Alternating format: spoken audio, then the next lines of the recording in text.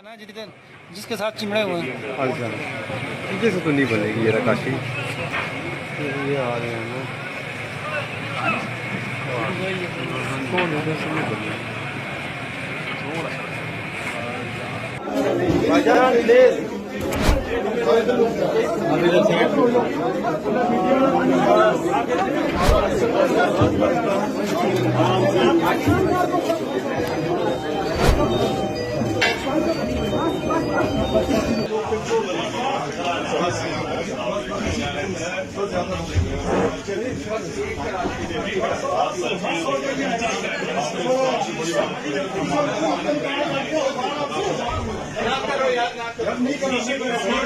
आधे घंटे से इमरान खान की गाड़ी लाहौर हाई कोर्ट के बाहर खड़ी है।